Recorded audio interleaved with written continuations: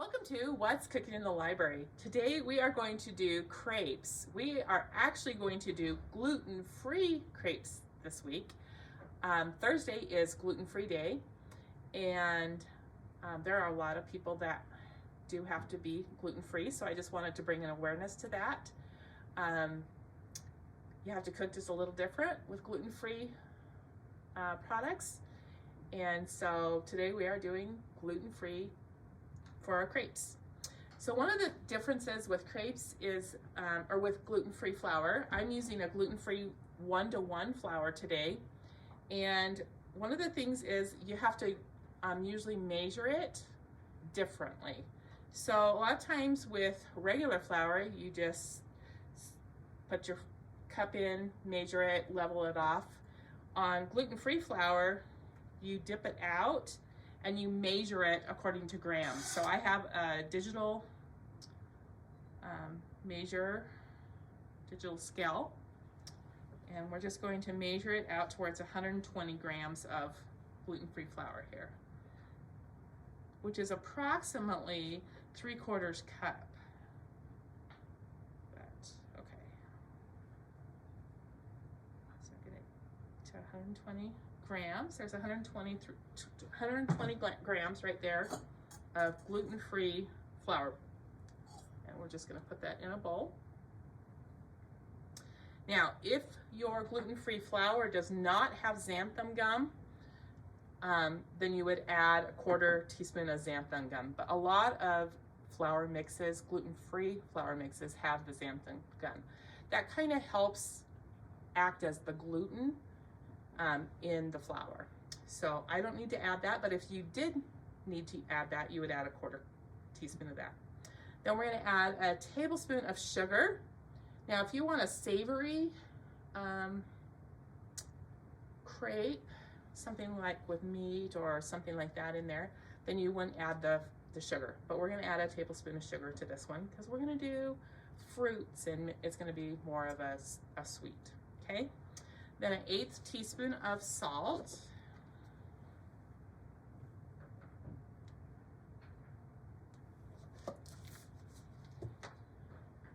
And just whisk that all together. Then we're going to add 2 eggs.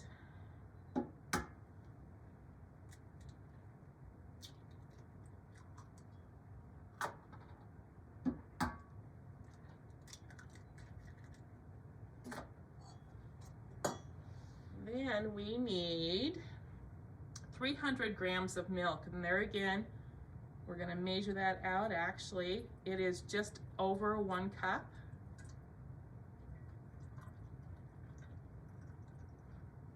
But we're using the digital scale so that we get the proportions right.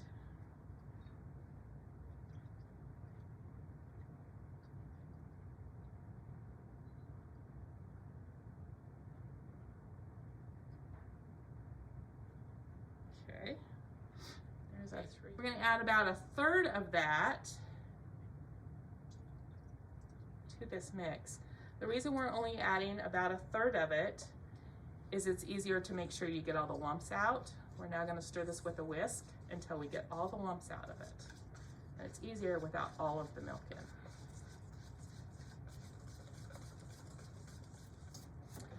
Okay, so that looks really smooth. I'm gonna add the rest of the milk just slowly. I'm gonna add about half of it again and mix it, and then half again. Now, you're probably wondering, can I make this with regular flour? The answer is yes, you can. I tried it this morning with just regular flour. I found that I had to add a little less milk because it was too runny with using the full amount. But you can use regular flour. It just, you just have to watch the consistency, and I'm gonna show you what that's gonna look like when it's the right consistency. Okay, add the rest of the milk here.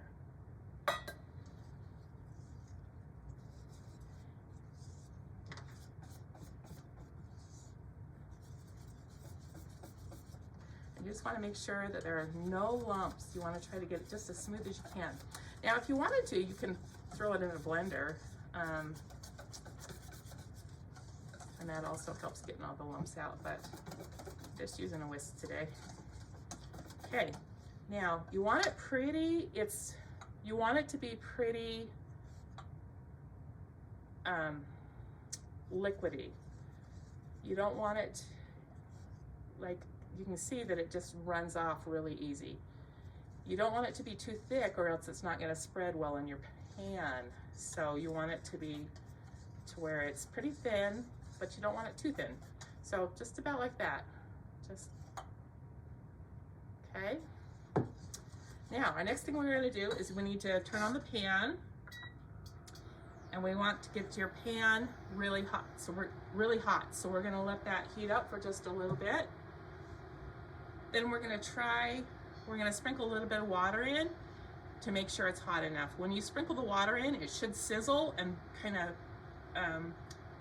pop around the pan. That lets you know that the pan's hot enough to actually add the dough or the batter. So we're gonna just let that heat just a little bit till our pan's really hot. All right, so gonna just put a little bit of water in there. I don't know if you can hear it, but it is sizzling, kind of bouncing a little bit. I think we're about hot enough. Okay. This is a non-stick pan. You want a skillet that is, this is a non-stick skillet that has quite a bit of base to it so that you can make your crepe. Okay, we're gonna use about a 1/4 cup of batter. And you're gonna, well, first of all, skipping an important step, take a little bit of butter. I just take a cube of butter, and you wanna just put a little bit in there, not very much, just a little bit. It's kind of what makes it really look like a crepe.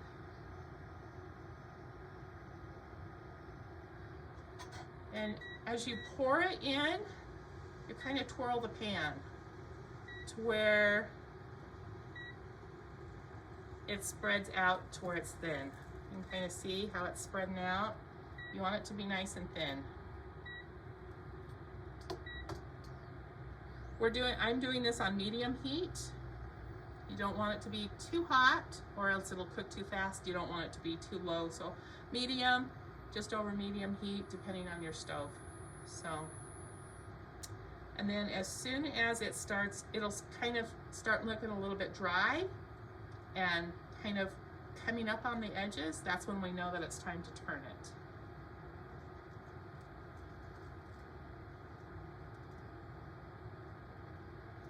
As you can see here, it's kind of dried out a little bit. It's not all the way dry, just kind of starting to dry. Okay. So let me just go ahead and flip that over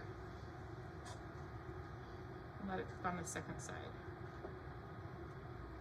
I took that one out and put it on a plate.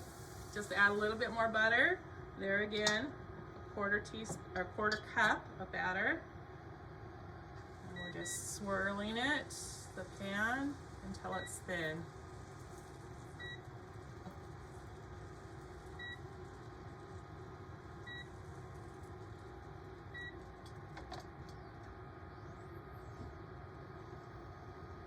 Okay, we're just gonna flip this over now.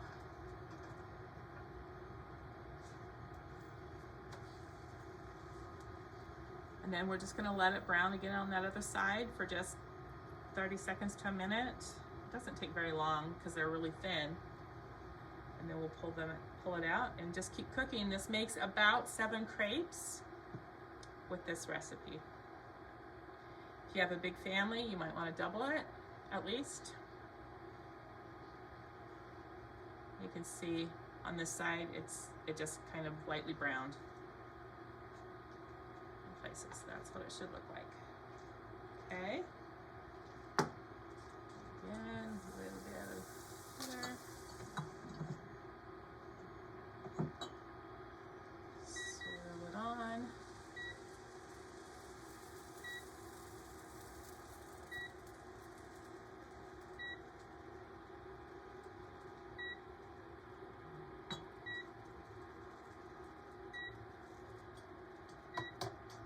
It really doesn't like it when I lift that on. last one here. Okay, I am cooking the last one here. I didn't put butter in this one. I just want to show you the difference of what it looks like when you don't use butter in the pan. It makes it look more like a pancake instead of a crepe. So I just wanted to show you what this looks like. You can see it definitely has a little more pancakey look to it. Oh, I like kind of folded that one over on itself anyway, but the butter look, with the butter look, you kind of get the crepe look to it, like the browner places. This one right here, I just did with no butter, and you can see it looks more like a pancake. It's all brown. So a crepe look is more like this look. That's why you put a little bit of butter in there. It kind of gives you more of a crepe look. So you can see this is a little more of a pancake look, like there. Okay, so we have these all done. If you want to keep these warm, I mean, stacking them on top of each other like this keeps them pretty warm. But if you are cooking a whole bunch, you might want to put them in a warm oven or something like that to keep them warm. But when you're ready to serve them, you can do all kinds of things for the filling. I really like to put fruit in it. I like to put Nutella, peanut butter, sliced bananas. So let me just show you. All right, so to fill them, you just put it on a plate like this. I'm gonna put a little bit of peanut butter on here.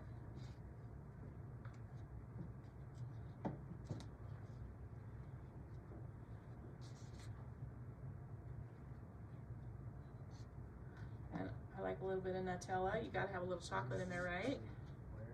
And you can put whatever you want. This is just something this is a mix that I kind of like. Okay, some raspberries. These are fresh raspberries. You can do frozen fruit. I'm just doing some fresh raspberries. Some fresh sliced bananas here.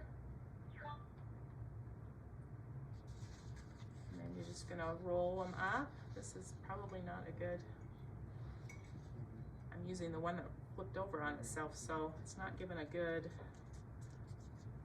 example here, but normally you just like that. You can top it with whipped topping or sprinkle chocolate chips on it or whatever you want. Another way to serve it is just to fold them like this on a plate and top it with syrup or something like that. So you don't have to fill it. I like it filled. A lot of people do fill them, but you can also just fold them and serve them kind of like a pancake. So if you wanted to make a savory one, you would leave the sugar out. You would add like meat or like shredded chicken and some things like that to make one that's more savory. It's called a savory crepe. This one's more of a sweet crepe. So there's a lot of things you can do with crepes. Crepes are really fun. They're really good to eat, and they're really quick to make. So just wanted to show you an example of how I make crepes using the gluten-free flour. So enjoy, have fun making your own crepes,